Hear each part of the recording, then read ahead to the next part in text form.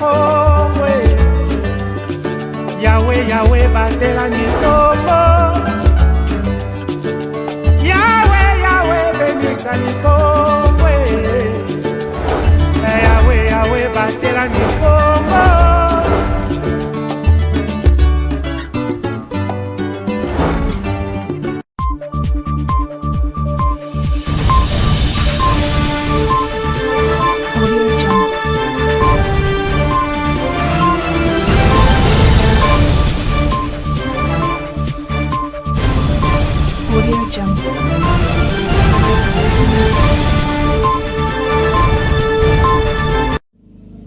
Très heureux de vous savoir nombreux devant vos postes téléviseurs. Messieurs et dames, bienvenue sur ma bannière télévision. Ouvrons cette session d'information en province.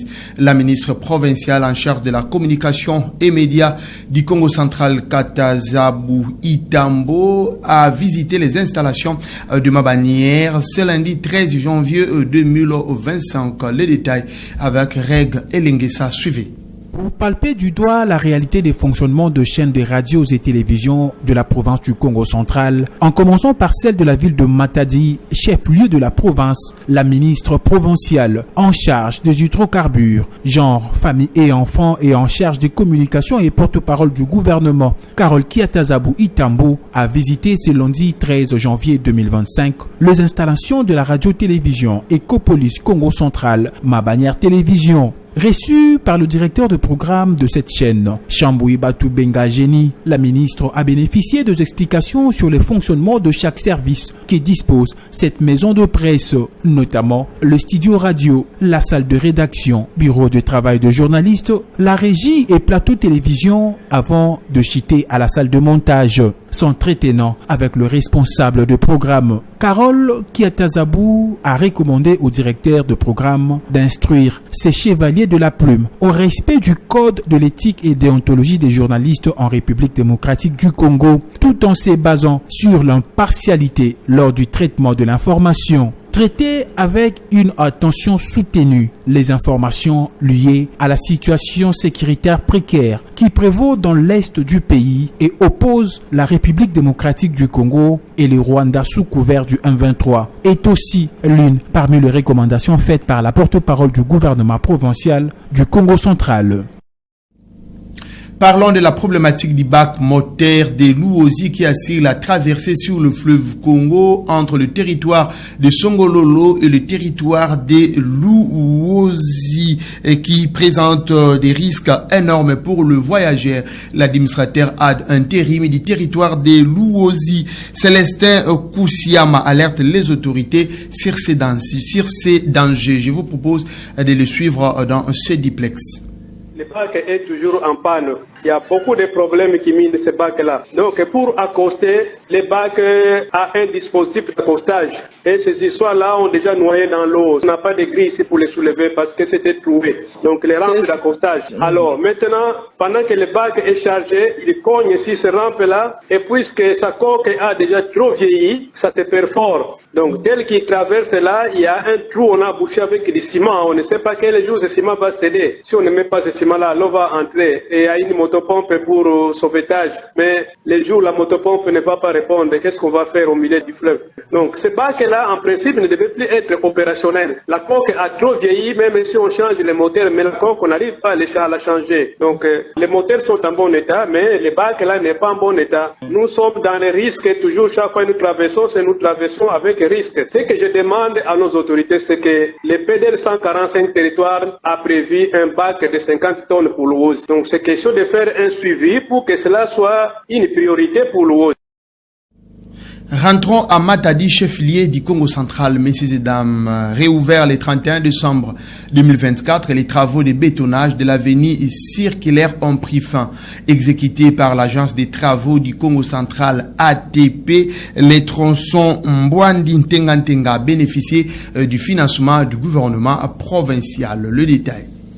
2 semaines exactement est la durée des travaux de bétonnage de l'avenue circulaire qui va du rond-point Nzanza jusqu'à sa jonction à l'avenue Patinzouzi à la place communément appelée Ntenga dans la commune d'Nzanza. Suspendu il y a plusieurs mois, ces travaux ont été parachevés sur financement du gouvernement provincial et exécutés par l'Agence des travaux publics du Congo central ATP. La population de ces coins de Matadi et les usagers de cette route n'ont pas caché leur satisfaction. Je vais louer d'abord notre gouverneur, grâce Bilolo Maswangi, et enfin à relayer aussi la tâche et la nomination de Patinjouzi comme le DG de l'Agence provinciale de travaux publics et qui montre quand même ses prouesses.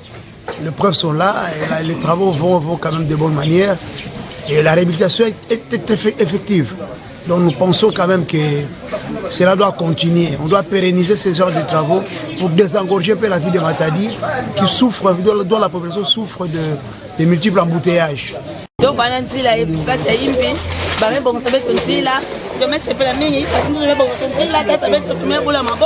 Notons qu'il ne reste que quelques formalités finales avant la réouverture complète de cette route, notamment la pose des goudrons et le séchage du béton qui nécessite une durée de 21 jours précis. Parlons football dans cette édition du journal. Les clubs congolais engagés à la Ligue des champions de la CAF, l'association sportive Maniema Union, le tout-puissant Mazembe Anglebert ont été éliminés avant la dernière journée de phase des groupes. Les détails.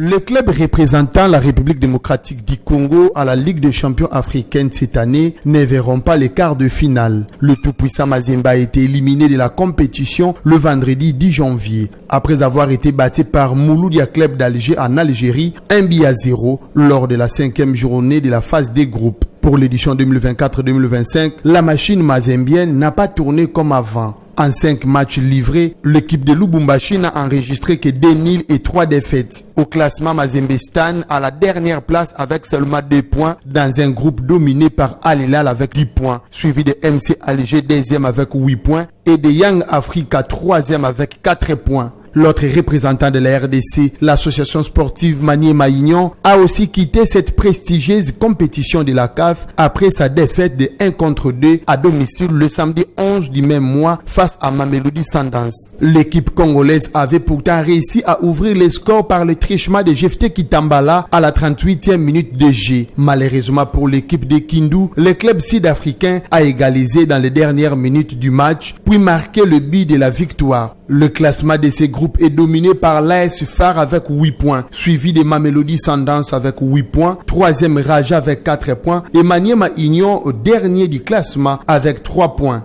Les 2 clubs congolais joueront pour sauver l'honneur du pays lors de la dernière journée. Le tout-puissant Mazembe Anglebert recevra Al Hilal, tandis que l'association sportive Maniema Union se déplacera sur le terrain du Raja de Casablanca.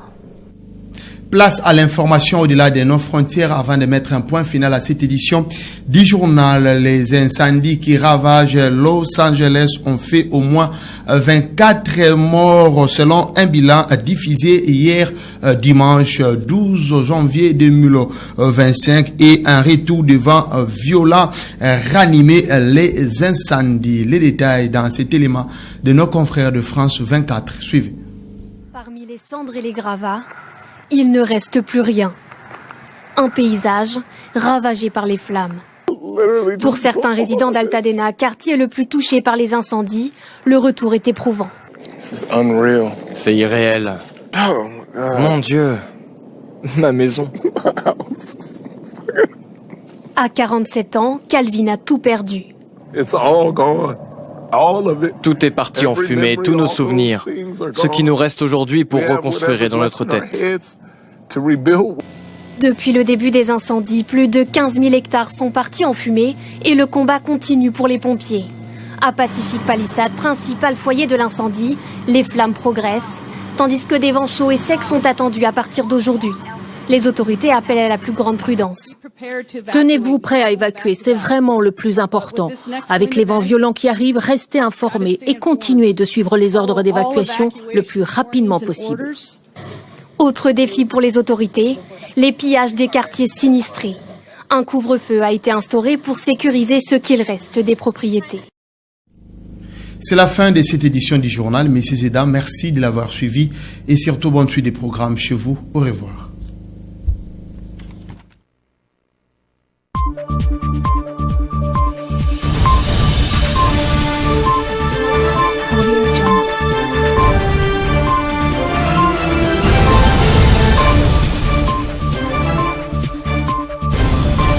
Audio Jungle.